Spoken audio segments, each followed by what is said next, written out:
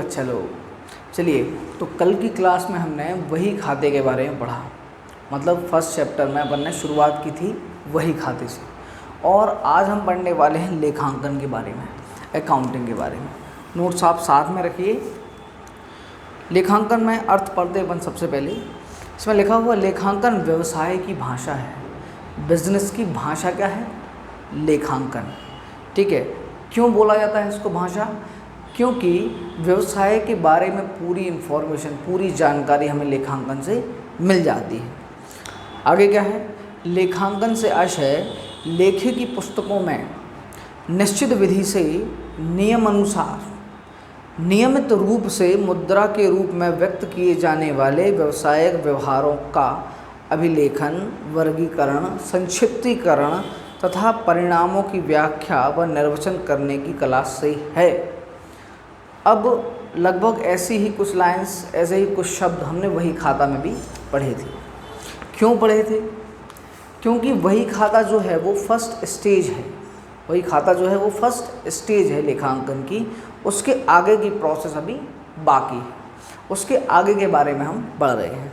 तो उन्होंने बोला है, देखो लेखे की पुस्तकें मतलब वही वहियाँ, रजिस्टर जो थे अपने, बुक्स, ठीक है, उनमें निश्चित विधि, नियमानुसार और नियमित, मतलब कि एक सिस्टम, अकाउंटिंग का जो सिस्टम है, ठीक है, जो नियम है, जो सिद्धांत है, उनके हिसाब से अपन को नियमित रूप से, और साथ में मुद्रा में व्यक्त किए जाने वाले सभी व्यवहार। मतलब ये बात अपनी कल हो चुकी थी कि जिन लेन देनों को हम मुद्रा में व्यक्त कर सकते हैं, जिनकी वैल्यू हम मुद्रा में माप सकते हैं, केवल उन्हीं का लेखा हम करते हैं। उसके आगे जो लिखा हुआ है कि इन व्यवहारों को अभिलेखन भी करना है। क्या करना है? अभिलेखन। अभिलेखन मतलब इसको हम क्या बोलते हैं इंग्लिश में? रिकॉर्डिंग। ठीक है, मतलब उनको हमने बुक्स में लिख लिया। फिर आगे क्या किया? वर्गीकरण। वर्गीकरण इसको हम क्या बोलते हैं? क्लासिफिकेशन। क्लासिफिकेशन क्यों कर रहे हैं? जो हमारे लेन देन हैं, जो हमारे व्यवहार हैं, उनको हमने क्या किया? अलग अलग कैटेगरी में डिवाइड कर दिया। जैसे कि हमने बताया था कि एक रजिस्टर हमने बनाया, किस लिए बनाया? केवल और केवल सेल्स के बारे में लिखेंगे उसमें। दूसरा रजिस्टर हमने बनाया, क्यों बनाया? उसमें केवल हम परचेज के बारे में लिखने वाले हैं।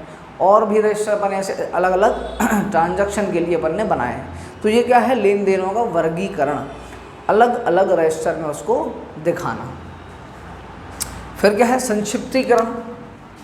संक्षिप्तीकरण संक्षिप्तीकरण इसको हम क्या बोलते हैं? समराइजिंग। ठीक है, मतलब कि हमने समराइज किया, मतलब उसको संक्षिप्त रूप में लिखा है। कैसे? एक एग्जाम्पल लेते हैं कि एक दुकान है, अपनी किराने की दुकान है, वहाँ से एक पर्सन उधारी में सामान लेके जाता है। ठीक है, अब वो रोज़ कुछ ना कुछ सामान तो ले जाता है, लेकिन उधारी में। पेमेंट कब करता है? जब उसकी इच्छा होती है तब। तो हम क्या करते हैं? एक रजिस्टर में उसका अपन ने नाम लिख लिया और लिख लिया कि भैया ये फलाने फलाने व्यक्ति को हम उधार दे रहे हैं। आज इतना सामान उधार दिया, टोटल हो गए 100 रुपये। कल इतना सामान दिया, टोटल हो गए 200 रुपये। परसों इतना सामान दिया। इस तरीके से अपन ने उसके उधार जो उसने किया है वो हमने लिख लिया। ठीक है, ये तो पर डे जो ट्रांजैक्शन हुए उनको हमने रिकॉर्ड कर लिया। अब टोटल उसको हमने 500 रुपये का सामान बेचा। ठीक है, 500 रुपये का सामान बेचा और उसने अपन को क्या किया? 200 रुपये, 300 रुपये जमा कर दिए। उसने 300 रुपये जमा कर लो, भैया आपकी उधारी ज़्यादा हो गई, आप 300 रुपये रख लो, 200 भी बाकी रहने दो, बाद में दे देंगे। तो 200 रुपये हमने वो जमा किए और 500 में से 200 माइनस करके बैलेंस लिख दिया 300 रुपीज़ का। मतलब कि अभी हमें उससे 300 रुपये और लेना बाकी है। ठीक है, इसी तरीके से हम जब उसको बताएंगे, ठीक है, कि कितनी उधारी बाकी है तुम्हारी, तो उसको हम ये पूरे ट्रांजैक्शन गिनती करके नहीं बताएंगे। 10 रुपये का ये लिया, 20 रुपये का ये लिया, 50 रुपये का ये लिया, ऐसा अपन को बताने की ज़रूरत नहीं है। उसको हमने लास्ट में जो समराइज़ करके टोटल लगा के जो हमने लिख दिया था कि हमें आपसे 300 रुपये और लेना बाकी हैं। आपने इतने सारे ट्रांजैक्शन किए थे, टोटल आपकी उधारी 500 रुपये हो गई थी, फिर आपने 200 रुपये दिए, तो हमें आपसे 300 रुपये लेना भी बाकी है। तो ये समरी के रूप में 300 रुपये हम उसको बता देते हैं फाइनली। तो इस तरीके से हमें सभी खातों के खाते बनाएंगे अपन। अभी हर एक व्यक्ति का खाता बनेगा, ठीक है, खर्चों के खाते बनेंगे, इनकम के खाते बनेंगे, तो सभी इन सब चीज़ों के खाते बनेंगे, अकाउंट मेंटेन होंगे, ठीक है ना। तो उनकी हमें इसी तरीके से समरी निकाल के रखना होगी। फिर हमें क्या करना है, परिणामों का व्याख्यान व निर्वचन। व्याख्यान या निर्वचन, व्याख्यान व निर्वचन, इसको हम बोलते हैं एनालाइजिंग और इंटरप्रिटेशन। क्या बोलते हैं, एनालाइजिंग एंड इंटरप्रिटेशन। तो अब जब हम हर एक चीज़ मेंटेन करके रख लेंगे, हर एक ट्रांजैक्शन के बारे में हमने लिख लिया, ठीक है, हमने उसको अलग अलग कैटेगरी में डिवाइड भी कर लिया, ठीक है, फिर उसको संक्षिप्त रूप में उसका समरी बना के भी रख लिया अपन ने छोटे रूप में, ठीक है। फिर हम क्या करेंगे, उसको एनालाइज करेंगे। एनालाइज और इंटरप्रिटेशन मतलब ये हुआ कि जब पूरा का पूरा साल भर का डेटा हमारे पास होगा तो हमें उस डेटा को देख के समझना है और पहचानना है क्या, कि हाँ भाई टोटल सेल्स हमारी इतनी हुई, टोटल परचेज़ हमारी इतनी हुई। परचेज़ मतलब इतने का माल ख़रीदा अपन ने, तो हमने 80,000 रुपये का माल ख़रीदा है और बेचा है उसको 1 लाख रुपए का। तो अपन को दिखाई दे रहा है ओवरव्यू पूरा कि हाँ साल भर हो गया, हमने 80 का ख़रीदा, 1 लाख का बेच दिया, 20 का प्रॉफिट तो सीधा सीधा दिख रहा है, ठीक है। फिर आगे जैसे पहुँचे अपन तो वहाँ पे अपन को देखा इतने सारे और खर्चे हुए, पेट्रोल का खर्चा, ये खर्चा, वो खर्चा, बिजली का खर्चा। तो यहाँ हम एनालाइज़ क्या कर सकते हैं कि यार पेट्रोल का खर्चा शायद ज़्यादा हो रहा है, क्योंकि हम रोज़ दिन में 2 बार बाज़ार जाते हैं सामान लेने के लिए, ठीक है। तो यहाँ पे क्या होगा कि यहाँ हम कुछ डिसीज़न ले सकते हैं अब इस पॉइंट ऑफ टाइम पे कि हमें बाज़ार रोज़ नहीं जाना है, क्योंकि इस तरीके से हमारा अगर पेट्रोल का खर्चा होता रहा बार बार थोड़ा थोड़ा सा सामान बाज़ार से लाने में, तो हम तो नुकसान में आ जाएंगे, या फिर हमें जो प्रॉफिट हो रहा है वो तो बहुत कम बचेगा, ठीक है। तो इसकी वजह से अपन कोई ना कोई डिसीजन लेंगे कि भैया हफ्ते में 2 बार जाओ, एक साथ सामान लेके आ जाओ, बार बार रोज़ रोज़ जाने की ज़रूरत नहीं है, ठीक है। फालतू में कुछ बिजली का बिल अपना एक्स्ट्रा आ रहा है तो फालतू में कुछ जो लाइटें ज़्यादा जलती हैं उनको कम जलाओ। अभी देखिए हम छोटे से लेवल के बिज़नेस के बारे में इसलिए बात कर रहे हैं क्योंकि आपने वो चीज़ें देखी हैं, आपने अपने सामने देखी हैं वो चीज़ें होते हुए, ठीक है। तो आसान है आपको इस एग्जाम्पल से समझना, ठीक है। अब बड़े लेवल की फैक्ट्री की बातें करने लगेंगे, ठीक है, बहुत बड़े बड़े बिज़नेस जो हैं उनकी बातें करने लगेंगे अपन, तो आपको वो इमेजिन नहीं कर पाएंगे आप, क्योंकि आपको पता ही नहीं है कि वहाँ होता क्या है, ठीक है। तो आप जस्ट इमेजिन कर सकें, उसको इमेज जो है वो दिमाग में ला सके, समझ सके कि हाँ ऐसा तो होता है, रियलिटी में ऐसा होता है, ठीक है। इसकी वजह से छोटे छोटे एग्जाम्पल के बारे में बातचीत कर रहे हैं अपन। अभी आगे और बड़ी बड़ी बातें करेंगे जैसे जैसे आगे बढ़ते जाएंगे, तो ठीक है ना। इतनी चीज़ें हमें अकाउंटिंग में करनी है, ठीक है। अब उन्होंने ये बोला है कि ये परिणामों की व्याख्यान व निर्वचन करने की कला है। अब कला के बारे में बता दिया, विज्ञान तो ये है ही, क्योंकि एक सिस्टम को फॉलो करके हम ये सब काम करने वाले हैं। और कला क्यों है, क्योंकि ये करना हमें है अपने एक्सपीरियंस के बेस पर, ठीक है। उसको और इम्प्रूवमेंट करके हमें उसको दिखाना है, और ज़्यादा इम्प्रूव करके बहुत अच्छे तरीके से दिखाना है उसको। कोई भी चीज़ जो है वो जितने अच्छे बेहतर तरीके से दिखाई जाएगी अकाउंटिंग की बुक्स में, उतना आसान होगा हमें पूरे के पूरे बिज़नेस को समझना, उसके फाइनेंशियल स्टेटमेंट्स को रीड करना, उसमें चल क्या रहा है, एक्चुअल में क्या हुआ, ठीक है, उसके परिणाम ये क्यों निकले, वो सब समझना हमें बहुत आसान हो जाएगा केवल बहुत अच्छे तरीके से प्रेजेंटेशन करने की वजह से। और ये प्रेजेंटेशन आता है केवल कला से। फिर आगे बोला है, जैसे कि पूर्व में बताया जा चुका है, लेखांकन की प्रारंभिक अवस्था क्या है, वही खाता। इसके पहले अपन ने वही खाता था पढ़ा था, वही इसकी पहले की अवस्था थी। इस अवस्था के अंतर्गत व्यवहारों का अभिलेखन एवं वर्गीकरण शामिल है। अब खास बात क्या हुई कि ये जो सभी काम किए गए, ये जो चारों काम किए गए हैं, इनमें से ये जो दो ऊपर के हैं, अभिलेखन और वर्गीकरण, रिकॉर्डिंग और क्लासिफिकेशन, इसको वही खाते के खाते में डाल दिया गया। मतलब कि बोला गया कि वही खाते का काम क्या है, ये दो टाइप के काम करना है उसको, ठीक है। और लेखांकन जो है ये किसका काम है, वही खाते का, वही खाता। और लेखांकन का काम क्या है, ये पूरा का पूरा काम लेखांकन का है। अब हम यहाँ पे ये बोल सकते हैं कि अगर ये चारों काम करना लेखांकन है और इसी चारों में से ये दो ऊपर के काम करना वही खाते का काम है, तो लेखांकन जो है वो बड़ा रूप है वही खाते का। या फिर बोल सकते हैं कि लेखांकन का एक हिस्सा है क्या, वही खाता। ये बात आप ज़रूर याद रखें, लेखांकन का हिस्सा क्या है, वही खाता, क्योंकि वही खाते में केवल अभिलेखन और वर्गीकरण किया जाता है। और लेखांकन में अभिलेखन वर्गीकरण होने के पश्चात उसका संक्षिप्तीकरण और व्याख्यान व निर्वचन भी होता है, ठीक है। ये बात आप याद रखेंगे। आगे देखते हैं, वही खाते के पश्चात की अवस्था के अंतर्गत लेखों का संग्रह, सारांश एवं व्याख्यान करना होता है। मतलब वही बात बोली है कि वही खाते का काम पूरा होने के बाद क्या होता है, संक्षिप्तीकरण और व्याख्यान का कार्य किया जाता है, ठीक है ना, जिसके अंतर्गत तलपट और लाभ-हानि खाता व आर्थिक चिट्ठा बनाया जाता है।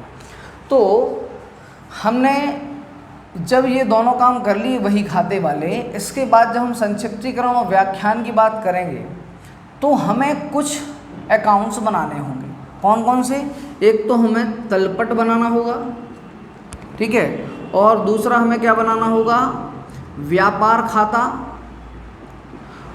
और इसके बाद हमें बनाना होगा क्या, लाभ हानि खाता, और फिर लास्ट में हमें बनाना होगा चिट्ठा। अब नोट्स में ये व्यापार खाता नहीं लिखा हुआ है, उसका रीज़न ये है क्योंकि पहले व्यापार खाता और लाभ-हानि खाता अलग अलग बनाया जाता था, लेकिन अब व्यापार खाता और लाभ-हानि खाता एक हो चुका है, ठीक है। केवल एक ही अकाउंट बनता है जिसको हम व्यापार एवं लाभ-हानि खाता बोलते हैं, ठीक है। तो कंफ्यूज मत होइएगा। और आगे लिखा हुआ है कि आर्थिक चिट्ठे का निर्माण करना एवं इनका विश्लेषण कर व्यवसाय निर्णय हेतु निष्कर्ष ज्ञात करना। तो जब हम अभिलेखन, देखिए वही खाते में अपन ने पढ़ा था कि हमें वही खाते में जर्नल बनाने हैं, याद है क्या, पिछली क्लास जाके ज़रूर देखें अगर ना पता हो तो। एक तो जर्नल का निर्माण करना है हमें, फिर हमें खाता वही बनानी होती है, ठीक है ना, और अन्य कुछ सहायक वहियाँ बनानी होती हैं। ये चीज़ें हमें प्रैक्टिकली बनानी हैं किसमें, वही खाते में। और इन्हीं तीनों चीज़ों को बनाने को हम क्या बोलते हैं, अभिलेखन और वर्गीकरण, ठीक है। इसके आगे की प्रोसेस में हमें तलपट बनाना होता है, व्यापार एवं लाभ-हानि खाता बनाना होता है और चिट्ठा बनाना होता है। और इन्हीं चीज़ों को बनाने को हम क्या बोलते हैं, संक्षिप्तीकरण एवं व्याख्यान व निर्वचन, ठीक है। तो इनने आगे बोला है कि जब ये चीज़ें बन जाएंगी, कौन सी, ये वाली वही खाता में ये तीन चीज़ें बनने के बाद जब हम संक्षिप्तीकरण और व्याख्यान की प्रोसेस में आएंगे और तलपट, लाभ-हानि खाता और चिट्ठा बनाएंगे, तब हम अपने व्यापार को एनालाइज कर पाएंगे, ठीक है। इसको हम क्या कर पाएंगे, इसका विश्लेषण कर पाएंगे, चीज़ों को समझ पाएंगे, ओवरव्यू देख पाएंगे पूरे साल भर का, एक साथ मन को डेटा मिल जाएगा। वो बिखरा हुआ नहीं रहेगा, वो संक्षिप्त रूप में रहेगा। जैसे आपने जो भी विक्रय किया है वो एक साथ पूरा का पूरा लिखा रहेगा, चाहे वो 1 करोड़ हो या 100 करोड़ हो। आपने पूरे साल भर में जितना माल खरीदा है वो एक साथ लिखा रहेगा। आपके बिजली के एक्सपेंसेस साल भर के जितने हुए हैं वो एक साथ दिखाई देंगे अपन को, ठीक है। तो बहुत आसान हो जाएगा कोई डिसीज़न लेना अपने व्यापार के बारे में। जैसे अपन ने अभी डिसीजन लिया था कि पेट्रोल का एक्सपेंसेस हमारा ज़्यादा हो रहा है क्योंकि हम रोज़ मार्केट जाते हैं, ठीक है। लेकिन अगर हम रोज़ मार्केट ना जाके हफ्ते में 2 बार मार्केट जाएं तो अपने इस एक्सपेंस को हम बहुत कम कर सकते हैं और अपने बिजनेस के प्रॉफिट को बढ़ा सकते हैं, ठीक है ना। आगे यहाँ पर लेखांकन की परिभाषा दी है American institute of certified public accountant के अनुसार। क्या बोला इन्होंने? लेखांकन सौदा एवं घटनाओं को, सौदा क्या कहलाता है? वही लेन देन, खरीदना बेचना या कोई पेमेंट करना या पेमेंट का मिल जाना, या फिर कोई घटना घटित होती है, ठीक है। घटना घटित होती है मतलब कि देखिए लेन देन और घटना में क्या डिफरेंस है, ध्यान दें। जैसे कि हम माल खरीदते हैं, ये एक लेन देन है क्योंकि हमें माल मिला है और पैसा हमने दिया है, तो लिया और दिया। हमने माल बेचा तो पैसा आया, ठीक है ना। तो यहाँ पे भी लेन देन हुआ, हमने दिया क्या? गुड्स, और मिला क्या? पैसा। घटना क्या होगी कि हम साल के शुरुआत से माल खरीदते हैं फिर बेचते हैं, फिर खरीदते हैं फिर बेचते हैं, फिर आधा साल गुजर जाता है, फिर पूरा का पूरा 1 साल जब पूरा गुजर जाता है तो हम एंड में मतलब कि 31 मार्च वित्तीय वर्ष जो होता है उसकी शुरुआत 1 अप्रैल से होती है, ठीक है। और उसका अंत जो है वो कब होता है? 31 मार्च को होता है, ठीक है ना। तो 31 मार्च को जब वर्ष का अंत हो जाएगा तो हम देखेंगे कि हमारे पास कितना स्टॉक बचा। अब सर ये स्टॉक क्या है? स्टॉक मतलब वो गुड्स, वही गुड्स जो अपन ने खरीदा था ना, ठीक है, वो जब बचा हुआ रह जाता है, बिना बिका हुआ पड़ा रह जाता है। हमारे दुकान में भी कुछ रखा होगा ना, ऐसा थोड़ी कि साल ख़त्म हो गया तो पूरी दुकान ही खाली हो गई, तो हमारे पास कुछ पड़ा रहेगा, वो कहलाता है स्टॉक, ठीक है ना। तो वो जो स्टॉक है वो कितना बचेगा? 20,000 बचेगा, 15,000 का बचेगा, 30,000 का बचेगा, ये आप निर्धारित नहीं कर सकते। ये एक घटना है जो घटित हुई, किस कारण की वजह से? परचेज सेल्स, खरीदा बेचा, ठीक है। तो हम खरीदते गए और बेचते गए, लेकिन लास्ट में जब देखा तो हमारे पास स्टॉक केवल इतना ही बचा रह गया। ये क्या है? एक घटना है। तो लेन देन जो होता है वो हम करते हैं, लेकिन घटना क्या होती है? जो हो जाती है हम नहीं करते। जैसे कि हमने किसी व्यक्ति को माल उधार में बेचा 10,000 रुपये का, ठीक है। अब वो व्यक्ति 10 में से हमें 8,000 रुपये दे गया, 2,000 रुपये देने से मना कर दिए, बोल के चला गया, खा गए, ठीक है। अब हमारा 2,000 का नुकसान हो गया। ये 2,000 का नुकसान भी क्या है? एक घटना है, ना कि कोई लेन देन। तो इन्हें परिभाषा में बोला कि लेखांकन सौदों एवं घटनाओं, अब तो क्लियर है कि सौदे मतलब लेन देन और घटनाओं जो कि कम से कम आंशिक रूप में ही वित्तीय स्वभाव की हों। मतलब कि ऐसी घटना होना चाहिए ये जिसकी वैल्यू जो है, या फिर ऐसा लेन देन हो जाए जिसकी वैल्यू हम मुद्रा में निकाल सकते हैं, ठीक है ना। चाहे वो आंशिक रूप से ही हो, आंशिक मतलब थोड़ी बहुत ही, मतलब कम से कम थोड़े रुपयों की भी, अगर वो थोड़े वैल्यू की भी है, थोड़े रुपयों की भी चीज़ है, तो हम उसको क्या करेंगे? प्रभावपूर्ण विधि से एवं मौद्रिक रूप में लिखने। प्रभावपूर्ण विधि मतलब जो अकाउंटिंग का सिस्टम है उस सिस्टम के हिसाब से, ये अकाउंटिंग का सिस्टम है, उस सिस्टम के हिसाब से हम क्या करेंगे? वर्गीकरण करेंगे।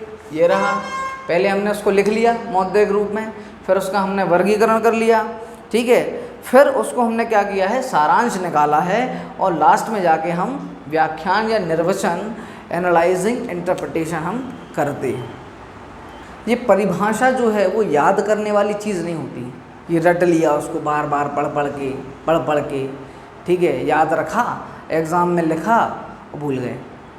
तो ये कोई याद करने वाली चीज़ नहीं है। अगर हम समझते हैं कि हम कर क्या रहे हैं, जैसे हम लेखांकन की परिभाषा पढ़ रहे हैं, तो अगर हम लेखांकन को जानते हैं कि लेखांकन है क्या, तो परिभाषा हमें रटने की ज़रूरत नहीं है, वो तो अपने आप हमें याद ही है, पता ही है हमें, तो है ना। बस ये होता है कि अलग अलग व्यक्ति परिभाषाएं देते हैं अपने अपने हिसाब से। जैसे अमेरिकन इंस्टीट्यूट ने दी है अभी ये परिभाषा, तो उसकी थोड़ी सी टर्मिनोलॉजी और वर्डिंग थोड़ी सी अलग है, उसने आगे पीछे शब्दों को कर दिया, लेकिन मतलब वही रहेगा। अगर आप दूसरे किसी व्यक्ति की परिभाषा पढ़ते हैं लेखांकन के ऊपर तो वो थोड़ी अलग रहेगी, लेकिन जो अपन ने समझा है अकाउंटिंग के बारे में उससे तो अलग जाएगी नहीं। बताएगा तो वही अपने शब्दों में अपने हिसाब से ही बताएगा वो, कि भाई ये होता है लेखांकन। तो अपन को तो पता है ना कि लेखांकन क्या होता है, तो किसी की भी परिभाषा पढ़ के समझना और उसको याद रखना बड़ा आसान है। ठीक है, चलिए आगे देखें अपन ने बोला लेखांकन की विशेषताएं, ये वैसी ही विशेषताएं हैं जैसे किसी व्यक्ति की विशेषताएं होती हैं। तो क्या क्या विशेषताएं हैं इसमें? सबसे पहले लेन देनों का विलेखन करना। वाह, क्या विशेषता है, लेन देनों का विलेखन करना। तो हमें अभिलेखन तो करना ही है, क्यों? क्योंकि हमें जो भी ट्रांजैक्शन हो रहे हैं उनको सबसे पहले रजिस्टर में रिकॉर्ड, वही में रिकॉर्ड करना ही होगा, लिखना ही होगा। फिर लेन देनों का मापन, हाँ ये ज़रूर ख़ास बात है कि लेन देनों का मेज़रमेंट, जो भी लेन देन हुआ है उसकी वैल्यू क्या है, ठीक है, उसकी वैल्यू क्या है ये हमें पता होना चाहिए। ये बहुत आवश्यक है क्योंकि ये हमें रिकॉर्ड करना होगा।